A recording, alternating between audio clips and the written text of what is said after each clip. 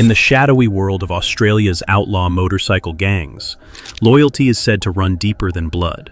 But when that loyalty is tested by betrayal, murder, and the relentless pursuit of power, even the mightiest empires can crumble. In May 2024, the Australian underworld witnessed an unprecedented event. 36 members of the Rebels Motorcycle Club, the country's largest bikie gang, staged a mass resignation, walking away from the empire they had sworn to protect. In a final act of defiance, they kept their Harleys, abandoned their patches, and declared war on their former brothers. This was no mere resignation. It was a rebellion that would forever alter the landscape of Australia's criminal underworld. This is the story of greed, suspicion, and ultimate betrayal, sparked by a sniper's bullet in the darkness of a Perth racetrack. It is a tale of an empire's rise and fall, of loyalty shattered, and of a new order emerging from the ashes. Chapter 1: The Rise of a Criminal Empire. To understand the collapse of the Rebels Motorcycle Club, we must first revisit its rise to power. Founded in Brisbane in 1969 as the Confederates, the Rebels grew from a small band of outlaws into a formidable criminal empire. By the early 2000s, they boasted over 70 chapters across Australia and more than 1,000 patched members, making them the largest outlaw motorcycle gang in the nation. Their influence extended internationally, with chapters in New Zealand, Southeast Asia, and Europe. The Rebels patch, a Confederate flag adorned with a skull wearing a cap and the infamous 1% symbol, proclaimed their status as outlaws who rejected society's rules. Their motto, "Rebels Forever, Forever Rebels," was a vow of unbreakable loyalty. Under the leadership of Alex Vella, known as the Maltese Falcon, the gang transformed from street-level thugs into sophisticated criminals. Born in Malta in 1953, Vella arrived in Australia as a teenager and rose through the ranks with a blend of charisma, business acumen, and ruthlessness. A former boxer, he understood that true power lay not in violence but in networks. Vella's rebels controlled vast criminal enterprises, drug trafficking, money laundering, and legitimate businesses used to launder illicit profits. By the 2000s, police estimated their involvement in everything from methamphetamine distribution to extortion. In South Australia, 80% of nightclubs and bars in Adelaide relied on security firms linked to bikie gangs, with the rebels at the heart of this network. Their empire seemed invincible, a criminal juggernaut built on fear, loyalty, and profit. Yet, empires built on such foundations are inherently unstable. In 2014, Alex Vella's world unraveled when Australian immigration authorities cancelled his visa while he was in Malta, stranding him abroad. The Maltese Falcon could no longer rule his kingdom, leaving a critical question: who would inherit the throne? Chapter 2: The Heir and the Western Stronghold. With Alex Vella exiled, leadership passed to his nephew, Damien Vella. At 43, Damien inherited control of one of Australia's most feared criminal organizations. But ruling from Sydney while managing chapters across a continent the size of the United States proved a daunting challenge. The true power center of the rebels lay 3,200 kilometers away in Western Australia, where Nick Martin reigned supreme. Nick Martin, the WA president, was a legend in the underworld. Charismatic, ruthless, and battle-hardened, he had survived assassination attempts and gang wars. As acting national president at times, Martin commanded respect through a mix of fear and loyalty. In Western Australia, he ruled like a feudal lord, with members paying cash dues directly to him. His lavish lifestyle, complete with a mansion and luxury cars, raised eyebrows, with whispers of missing club funds and extravagant home renovations. Yet no one dared challenge him openly. At Martin's side was Carl LeBrook, his sergeant-at-arms and trusted confidant. For over a decade, LeBrook served as Martin's enforcer and financial manager, a loyal soldier who had joined the rebels 25 years earlier. His dedication was unquestioned, but in the bikie world, trust is a fragile commodity. Chapter 3: A Sniper's Bullet. The night of December 12, 2020, changed everything. At the Perth Motorplex in Kwinana, Nick Martin was watching drag races with his wife Amanda and thousands of families when a single rifle shot pierced the night at 8:33 p.m. Fired from 335 meters away, the bullet struck Martin in the chest. His final words to Amanda, as she attempted CPR, were, "Babe, I've been shot." Martin died in her arms, leaving chaos in his wake. The assassination was no random act. It was a meticulously planned execution. Operation Ravello, a major police investigation, revealed the chilling details. The killer, a 35-year-old former Army sharpshooter with experience in Iraq, was hired by David James Pye, a former rebel who had defected to the rival Comancheros gang. Pye allegedly offered $150,000 for Martin's life, one of the largest murder contracts in Australian history. The assassin's preparation was methodical. He studied Martin's social media, conducted surveillance, and even used a drone to scout his home.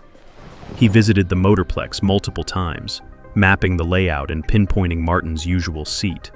On the night of the murder, he posed as a spectator, retrieved his Tika rifle, and crawled through a pre-cut hole in the perimeter fence.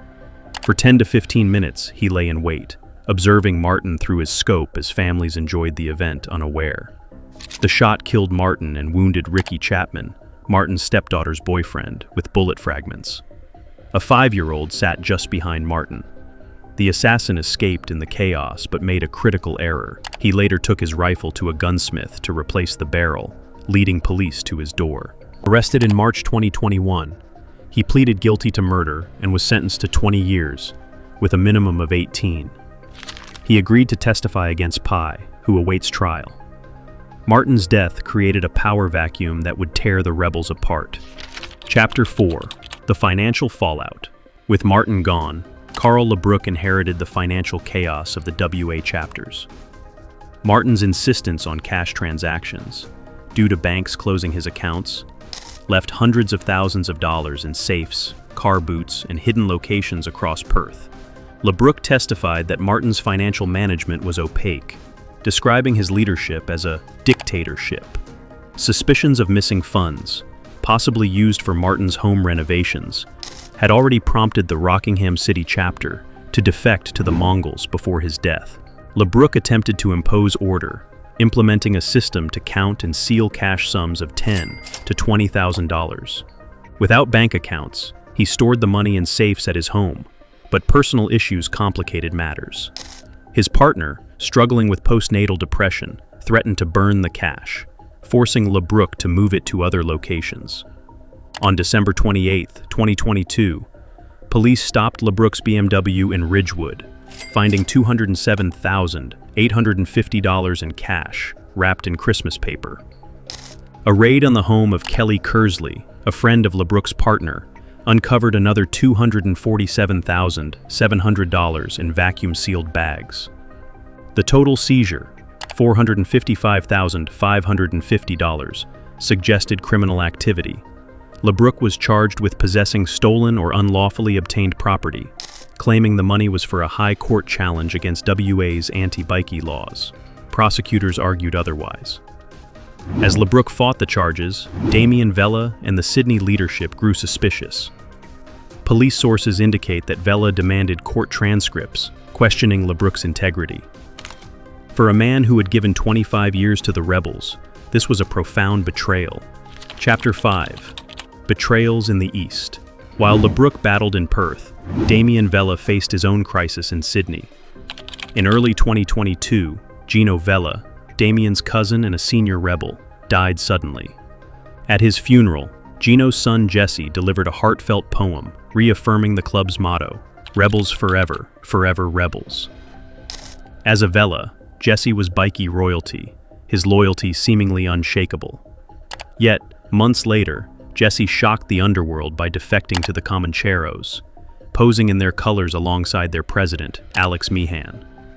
This betrayal was a direct challenge to Damien's authority and a signal that no loyalty was sacred. Police feared it could ignite a gang war as the Comancheros and rebels vied for dominance. Jesse's defection emboldened other dissenters, exposing cracks in Damien's leadership. If Vella could abandon the rebels, what did it mean for the club's future? Chapter 6: The Mongols' War. In Western Australia, the rebels faced another crisis, a brutal war with the Mongols, formed by defecting rebels members. The conflict was personal, marked by drive-by shootings, firebombings, and arrests. WA Rebels members faced lengthy prison sentences, but Sydney's leadership offered little support for their families or legal defenses, a violation of the Bikie Code. Labrook, appalled by this abandonment, grew increasingly disillusioned. When Sydney demanded court transcripts, questioning his handling of the seized money, it was the final straw. The leadership's failure to support its members, combined with their distrust, pushed Labrook to a breaking point. Chapter 7: The Great Exodus. In early 2024, Labrook began rallying WA members. In May, 36 rebels, nearly the entire WA membership, resigned in a coordinated exodus. Defiantly, they kept their Harleys, a deliberate insult to Sydney. Police described it as a rebuke to Damien Vella, signaling the collapse of the rebels' WA stronghold. Fewer than a dozen members remained, mostly in the Southwest chapter. For Damien, this was an existential crisis. The loss of WA threatened to inspire further defections, weakening an already fractured empire. Chapter 8: Joining the Enemy. In June 2024, Labrook appeared in a Perth courthouse wearing Comanchero colors, a seismic shift. His defection, along with at least 6 other former rebels, gave the Comancheros a strategic advantage. Labrook's 25 years of insider knowledge made him a prized recruit. The Comancheros, known for their ruthlessness, carefully vetted new members, requiring them to prove loyalty as nominees. WA transformed from a rebel's bastion to a potential Comanchero stronghold, reshaping the balance of power. Police braced for retaliation, but the weakened rebels could not respond. Chapter 9: A New Criminal Landscape. The Exodus forced law enforcement to rethink their strategies. The Australian Federal Police and state units scrambled to map the new Bikie landscape.